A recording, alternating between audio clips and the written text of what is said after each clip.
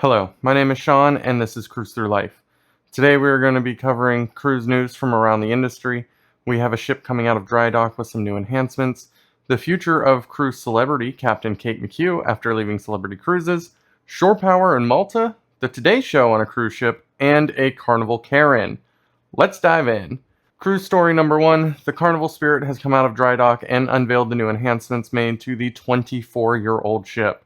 The enhancements include a Heroes Tribute Bar, which is a dedicated space for active duty military and veterans. The ship's Cloud9 Spa, Fitness Center, and retail shops were updated, including a new Carnival Adventure Shop and Dream Studio. Also included in the enhancements are a dedicated space for the chef's table and a new mini golf course. The casino, nightclub, and all the youth spaces on board also got a refresh.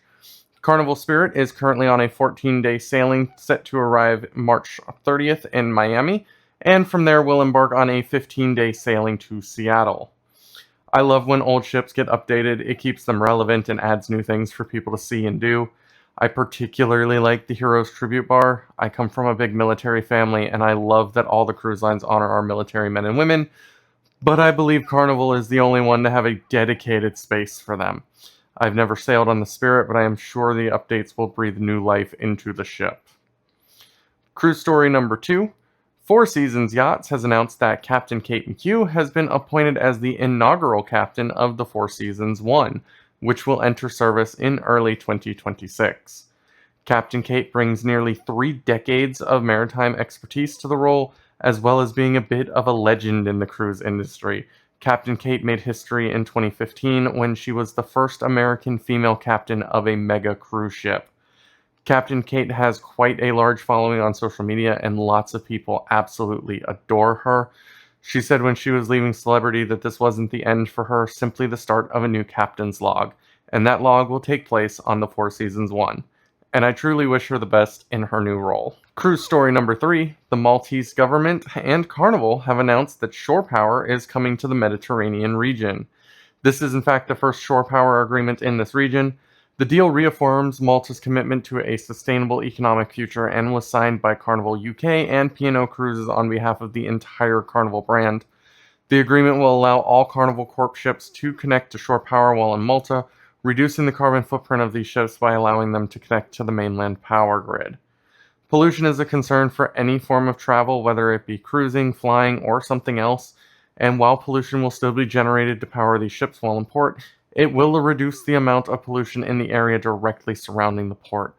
This ensures cleaner air for both us cruisers and the locals who live near the port. It's a great thing to see another port adding shore power to support the environment, as it is much more efficient to use shore power than to run the ship's engines. We definitely want to protect these places we visit so that they are there for us to return to and for future generations. Cruise story number 4. On Wednesday, April 9th at 9 a.m., ahead of the maiden voyage of the MSC World America, the third hour of the Today Show will broadcast from the ship. The show's co-hosts will tour the ship, highlighting its dining and entertainment venues and other key features such as the MSC Yacht Club, a new outdoor family venue, and the 3-level World Galleria.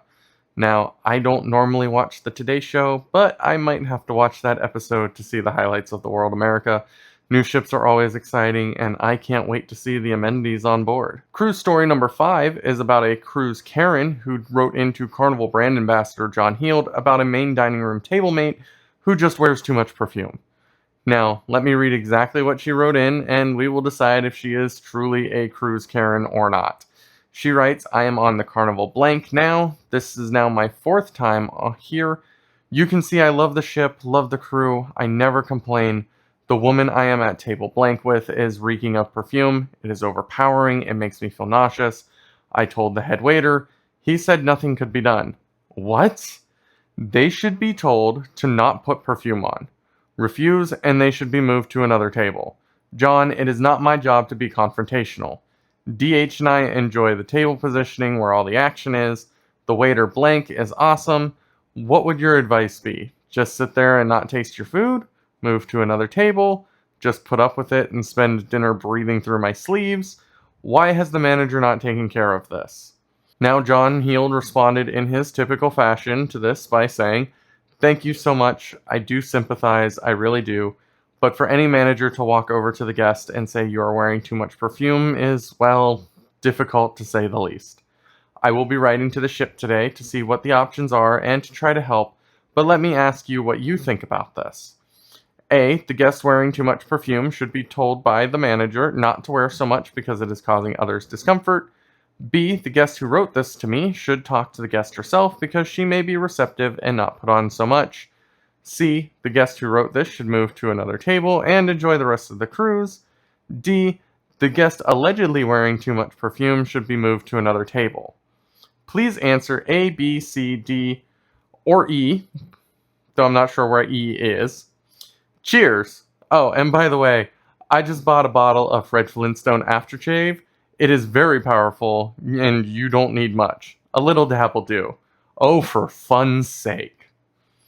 Now, I see some debates in the comments with some people saying they would ask to be relocated, while others are saying they would ask to be relocated and tell the guest that the perfume is the reason why. Others still say that they would confront the smelly guest. I personally think I fall into this last camp here. I would probably politely ask them not to wear so much perfume, and if that didn't work, I'd ask to be relocated to another table. Although, I also usually try to avoid sitting with others, and usually ask for a private table, even if that means I have to wait longer. That's our cruise news for the day. If you enjoyed this video, please subscribe to the channel by liking the video and subscribing to my channel. It really helps out a lot. And tell me your thoughts on any of these stories down below in the comments. Particularly the last one. Do you think this passenger is a Karen? I don't think so. Scent allergies are a thing, and it's just annoying in general to be around someone who took a bath in perfume. So I get it, and I agree with her. Anyway, I hope to see you on board sometime soon.